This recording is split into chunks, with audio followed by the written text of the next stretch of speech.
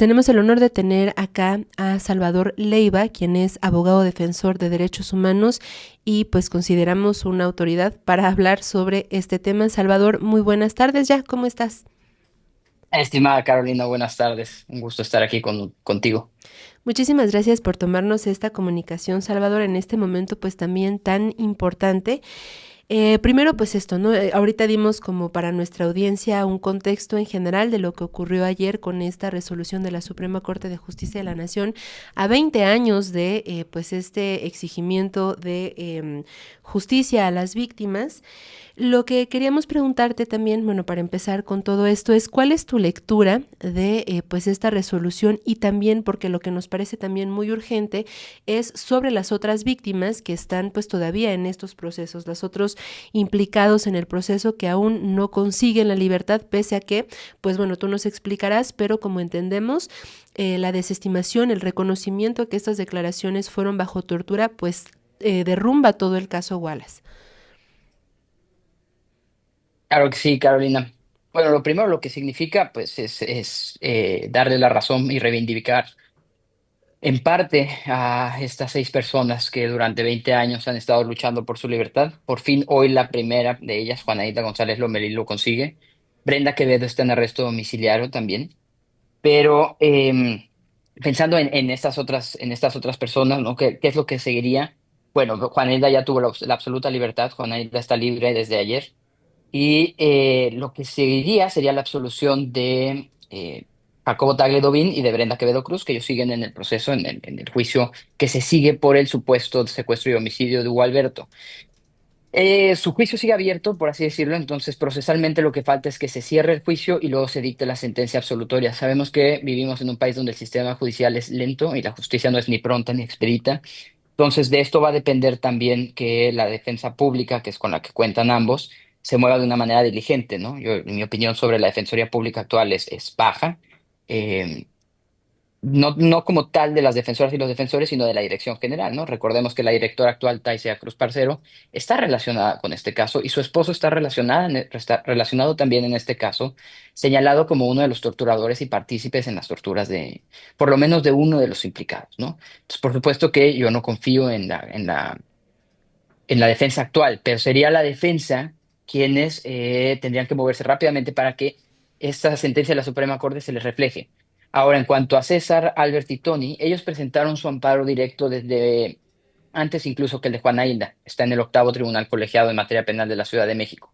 Y ya tiene años esperando. Si el de Juana Hilda tardó 4 años, ellos deben llevar ya por lo menos unos 6, 7. Y ahí sí la sentencia debe replicarse enseguida. La cuestión con César Albertitoni es que tienen otro proceso en el Estado de México que fue el que se utilizó para fabricar también la delincuencia organizada. Como no puedes llevar delincuencia organizada si solo se te está enjuiciando por un solo delito, les inventaron estos otros secuestros donde también el abogado de Isabel Miranda es el representante en ese otro secuestro, donde las víctimas no se presentan, donde las confesiones, o sea, es un caso que también está sustentado en confesiones obtenidas bajo tortura y en coacción. Entonces, para ellos les va a tomar todavía un poco más de tiempo. Insisto, va a depender de la defensa que se mueva diligentemente y con seriedad en estos casos para que la sentencia de Juana Hilda les replique de una manera beneficiosa. Esta gente debería estar libre ya. Es decir, bueno, empecemos por esta gente nunca debió haber sido enjuiciada y mucho menos por más de 19 años. Tendría que estar libre ya. Ahora con el cambio en el Poder Judicial, pues hay ese riesgo de que tome todavía más de lo que debería tomar para que la libertad de Juana Hilda se refleje en la del resto. Y precisamente también sobre esto, hace un momento veíamos una columna de Ricardo Rafael y algo que escuchábamos ayer también en algunos medios y queríamos también consultarte sobre que la Fiscalía General de la República habría pedido que se aplazara. ¿Cómo podemos interpretar esto? ¿Qué riesgos podemos encontrar en esta conducta de la Fiscalía? ¿Qué motivos podemos también por ahí pues prever? Pues este último intento, sí, la Fiscalía en efecto pidió que se aplazara, pero no solo pidió que se aplazara, intentó presentar un impedimento en contra del ministro que presentó el proyecto, el ministro Ortiz Mena. Esto es una canallada, perdón la palabra, pero esto digamos, incluso para la Fiscalía General es bajo. intentar estas mañas en un litigio ante la Suprema Corte de Justicia, 2, 3 días antes de que se resuelva el caso. Fue una jugada baja, pero la Suprema estuvo a la altura y se los desechó de plano, porque no tenía ningún sentido el impedimento ni tampoco la solicitud para aplazarlo. Pero refleja que ese fue el comportamiento y el actuar de la Fiscalía durante estos 19 años, ¿no? Hacer absolutamente lo que quisiera eh, respecto a Isabel. Isabel mandaba, les decía qué hacer, qué presentar, incluso cuando eran estos recursos nada más para alargar casos, para eh, alentar, no, hacer lentas las testimoniales porque no quería que se presentara algún testigo, cuestiones así. Lo hizo siempre, la fiscalía siempre estuvo al servicio de Isabel. Es curioso porque esta misma artimaña ya la había intentado Isabel cuando fue la atracción del caso de Juana Hilda, ella directamente. Y veía un tuit de Vanessa Romero, ¿no? Que dice, reapareció Isabel Miranda. Y sí, o sea, estas eran las mañas de Isabel de presentar este tipo de recursos para intentar dilatar el caso. O sea, recordemos que en el caso de Jacobo y Juana Hilda, pues llevan ya más de 18 años sin sentencia. De Jacobo y Brenda Quevedo, perdóname. Llevan más de 18 años sin sentencia.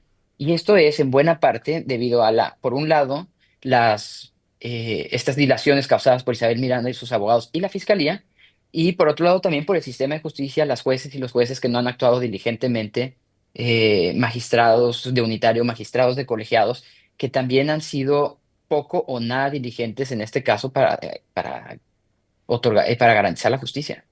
Ujú.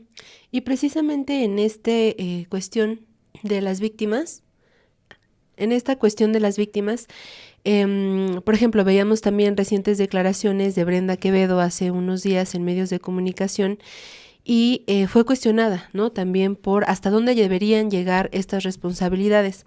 Ayer también veíamos que parte del dictamen, o tú también, por favor, si nos puedes aclarar, sobre pues esta búsqueda que se supone que dictamina la Suprema Corte de responsabilidades que deben también continuarse, ¿no? Contra funcionarios que estuvieran implicados en este caso, hasta dónde se prevé que llegue esta búsqueda de responsables en estas víctimas. Eh, Sí, sí, o sea, mi opinión personal a ningún lado, no va a llegar a ningún lado porque ya han habido intentos, incluso a niveles más pequeños. Deja ya de intentar investigar a todas las personas que tuvieron algo que ver.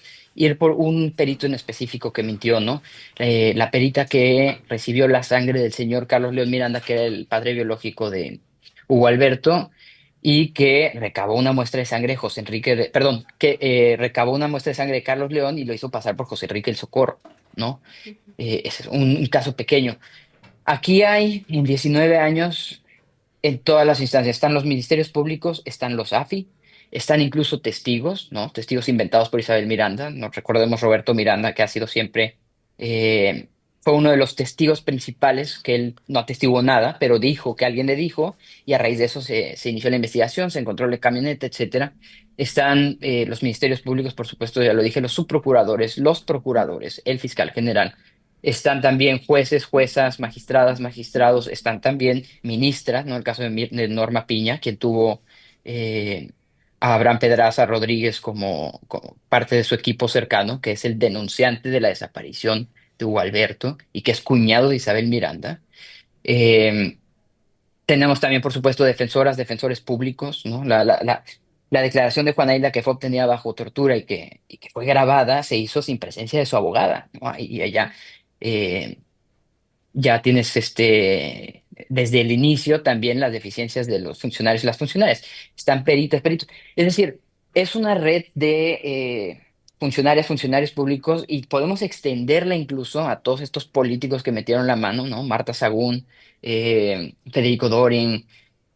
Hay varios políticos que no están involucrados directamente en el caso, pero que participaron y permearon en la fabricación. Y si te quieres ir todavía más lejos, podemos hablar de los medios, ¿no? De los medios que replicaron la mentira de Isabel Miranda, que producían las pruebas, ¿no? De que Isabel les pasaba, la confesión de Juana Hilda en YouTube, todas estas cuestiones, también podríamos hablar ahí de alguna responsabilidad. Difícilmente vamos a llegar a ese nivel. Lo que sí se podría hacer y que deberían hacerlo, pero depende también de cada una de estas instituciones, es identificar quiénes de esa época que tuvieron esas participaciones están ahora en el Poder Judicial.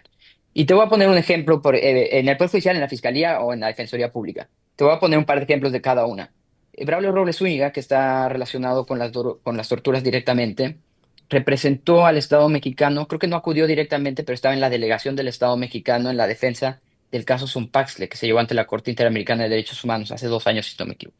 Ahí tienes un ejemplo de la Fiscalía General. Osvaldo Jiménez, que también era fiscal y también señalado directamente por lo menos de uno de los actos de tortura de Brenda Quevedo, se candidateó para ser juez, ¿no? Ujú. Por ejemplo. Por cierto, fue un personaje que después de estar en la Fiscalía, también estuvo en la Fiscalía del Estado de México, era el titular de la unidad antisecuestros de la Fiscalía del Estado de México, y luego lo corrieron porque imputó a un perro en un caso, ¿no? Entonces ahí tienes un ejemplo en la Fiscalía. En la Defensoría Pública, cuando llegamos, esto te estoy hablando de 2019, la defensora, que fue la defensora de Juana Hilda durante los hechos, 2005, no solo seguía en la Defensoría Pública, sino que era delegada. Es decir, tenía un puesto de titular de delegación. Fue premiada por este caso. O sea, por no haber hecho, por hacer lo que quería Isabel, ¿no? En este caso.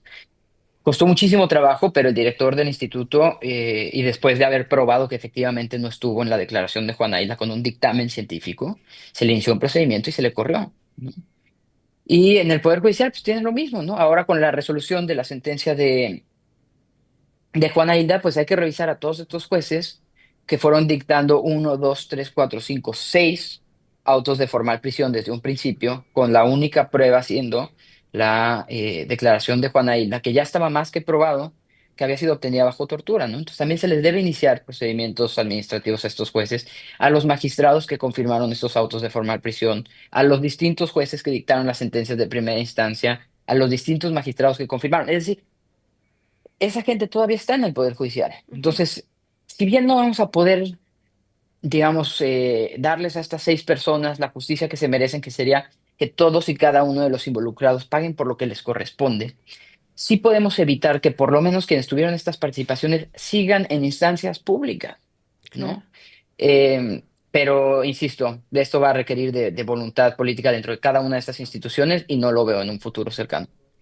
Salvador, y precisamente sobre esto, quería preguntarte sobre Sara Irene Herrerías, quien sería posiblemente ministra de la Suprema Corte de Justicia de la Nación. Tú en una entrevista para Sin embargo, pues denunciaste esta corrupción y también incluso involucrada, posiblemente involucrada en este caso de Isabel Miranda de Wallace, cuando fue subprocuradora de Derechos Humanos, Prevención del Delito y Servicios a la Comunidad. Sobre esta posible ministra, todavía no hay una constancia de mayoría, pero sobre ella, ¿qué nos podrías decir? Porque podría llegar precisamente a la Suprema Corte de Justicia de la Nación. Pues un par de comentarios sobre eso. Puede ser que la solicitud de la Fiscalía en días pasados para que no fuera esta corte la que resuelva el caso de Juana Hilda se refiere a esa certeza de pensar que estando Sara Irene iba a seguir bloqueando este caso. Okay. Sara Irene fue nombrada subprocuradora de víctimas en el 2011 por Felipe Calderón. 2011 era la época del apogeo de Isabel Miranda y su falsa estrategia o su falsa eh, discurso, falso discurso de protección de víctimas a costa de los derechos de todos los demás. Eh, yo no me imagino a Felipe Calderón, que fue el que autorizó que fueran a torturar a Brenda en Islas Marías, nombrando a una subprocuradora para víctimas sin por lo menos el visto bueno de Isabel Miranda. Ujú.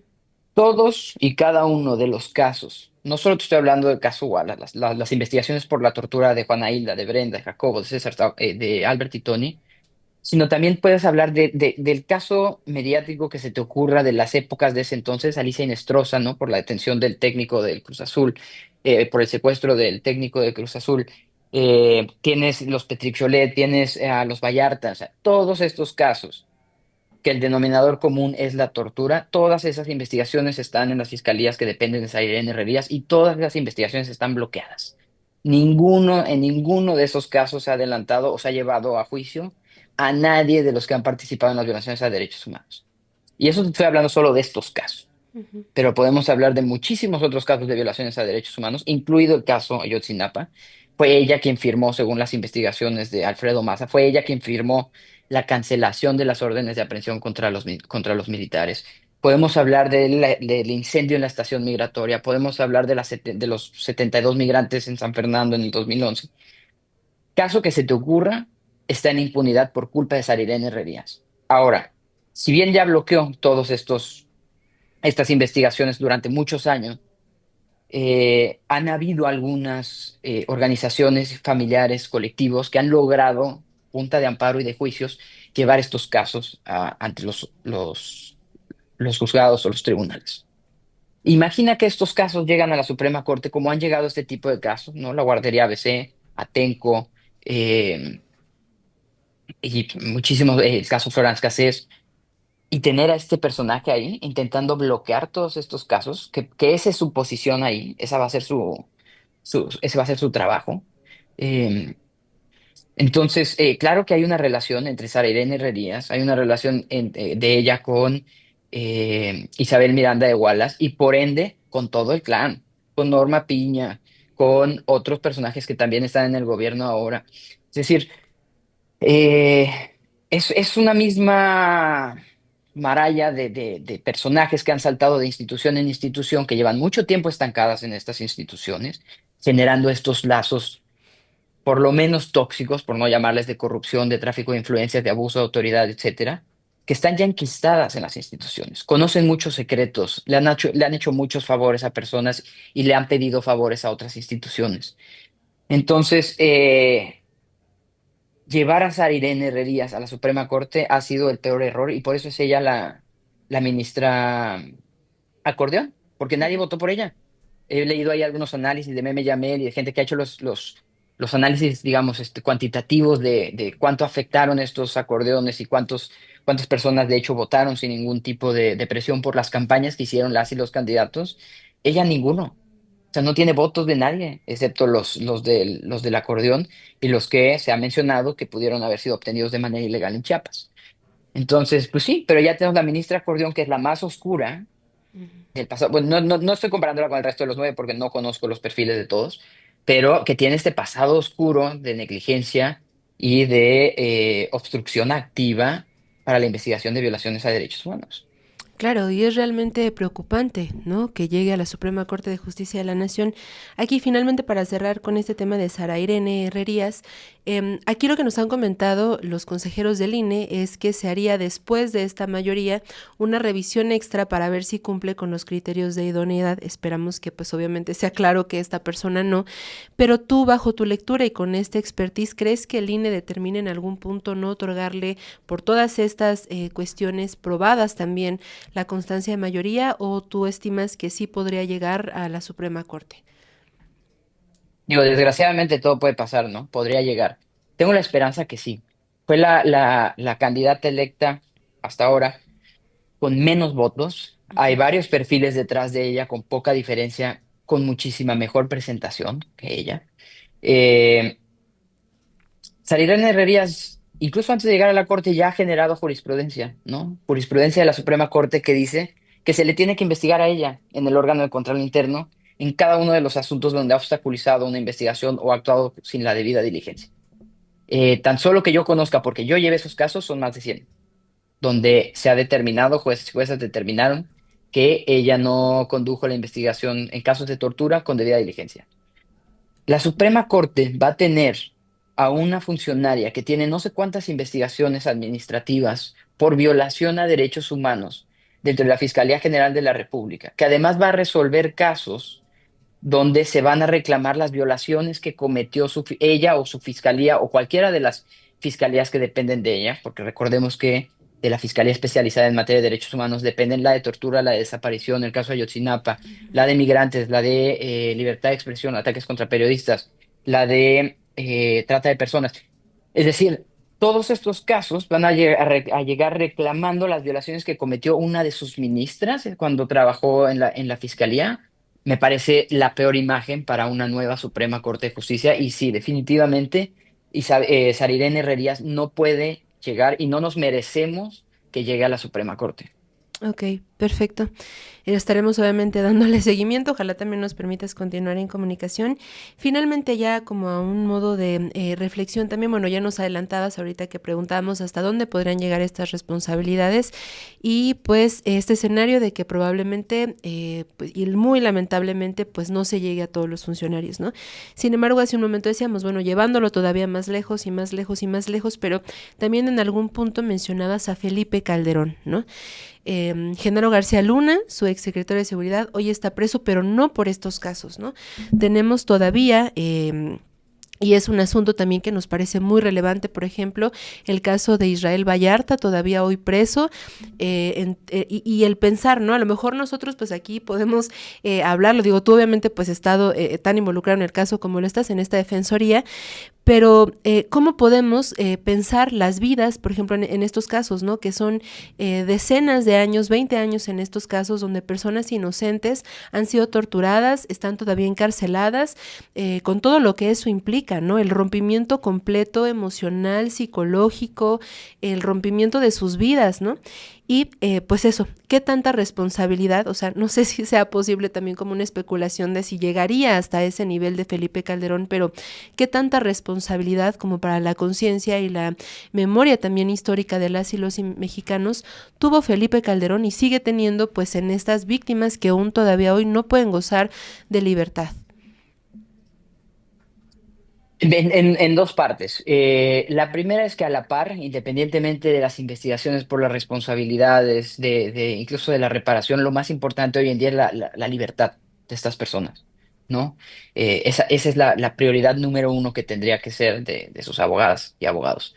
Y lo segundo, lo que menciona, sí, efectivamente, cuando se detienen a a estos personajes de alto nivel, ya sea expresidentes, pueden ser secretarios, pueden ser titulares de policías, etcétera, usualmente es por temas que no se relacionan con todas las violaciones a derechos humanos que hicieron. Y pasémoslo también al lado de los líderes de organizaciones criminales.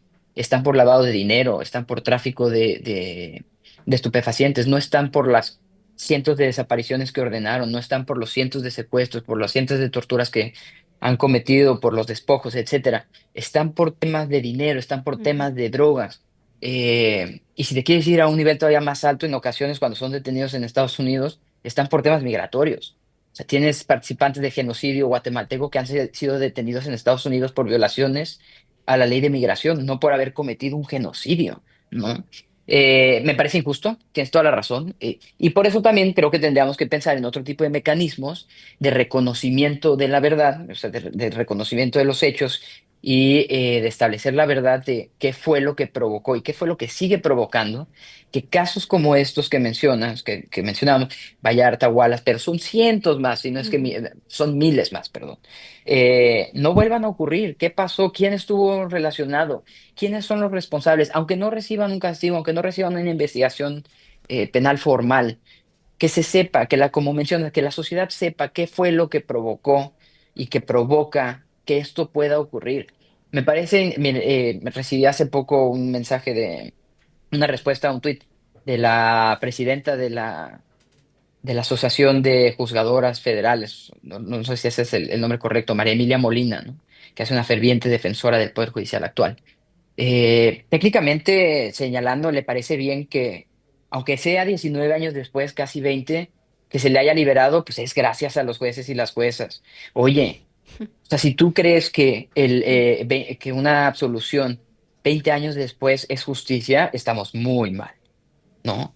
Totalmente. Entonces, el tema de la responsabilidad, yo estoy de acuerdo en que contigo, que tiene que haber algo que reivindique a estas personas, que les dé el lugar que les corresponde como víctimas, incluso si cometieron algún delito, no la fabricación es distinta, ¿no? Entonces, porque aquí también se mezclan los derechos de las víctimas de los delitos, y en el caso particular de Isabel Miranda, no de este caso, sino de cómo operaba su organización con Genaro García Luna y con estos intereses de Felipe Calderón que bien mencionas, había víctimas de secuestro reales. Lo que pasa es que los supuestos secuestradores no eran esos. Aunque puede ser que en algunos casos la persona que estaba siendo acusada sí hubiese cometido algún secuestro, pero no de estas personas. Entonces aquí es cuando metes un poder que es la policía ligada con la fiscalía y luego Isabel Miranda haciendo negocios con la defensa de las víctimas de secuestros, poniendo reales víctimas en casos falsos, pues tienes el combo perfecto. Y aquí ni las víctimas de secuestro, ni las víctimas de delitos, ni las víctimas de violaciones a derechos humanos que fueron procesadas por estos supuestos delitos, ganaron. Los únicos que ganaron en esta perversidad fueron el poder político de ese entonces, Genaro García Luna, Cárdenas Palomino, los ministerios públicos, Braulio Robles, Osvaldo Jiménez, Rodrigo Archundia, Marisela Morales, y por el otro lado Isabel Miranda, Santiago, se me fue el nombre, el que era su procurador que le decían el zar antisecuestro, Renato Sales, perdón, no Santiago, o sea, bueno, Santiago Vasconcelos también, pero no, Renato Sales, Isabel Miranda, personajes incluso como Saskia Niño de Rivera ahora, ¿no? Que han hecho negocio con esto, han hecho negocio con el dolor de la gente de los dos lados, de las víctimas de secuestro y de las víctimas de violaciones a derechos humanos. Ellos fueron los únicos que ganaron en esta guerra, nadie más. Todos los demás salieron perjudicados. Entonces, sí, yo soy ferviente creyente de hay que hacer un esfuerzo por establecer qué pasó, dónde están las fallas y prevenir que esto pueda volver a pasar. Sobre todo ahora con el cambio de poder judicial, ¿no? Del Poder Judicial. Claro, pues Salvador, de verdad te agradecemos, apreciamos muchísimo de verdad tu claridad, que compartas con nuestra audiencia, con nosotras y con nosotros, pues todo este caso, que seguiremos también muy al pendiente, sobre todo pues en esta información sobre la conformación de la Suprema Corte de Justicia de la Nación y con este perfil de Sara Irene, que estaremos también muy de cerca. Ojalá nos permita seguir en comunicación y pues muchas gracias de verdad. Claro que sí, cuando quieran, gracias a ustedes. Perfecto, un abrazo, muchas gracias. Pues bueno, así esta información. Escríbanos, por favor, qué es lo que piensan. Ahorita leemos todos sus comentarios. Recuerda que si quieres ver más contenido como este, sintoniza de lunes a viernes la noticiera a las 11 de la mañana por Chamuco Media.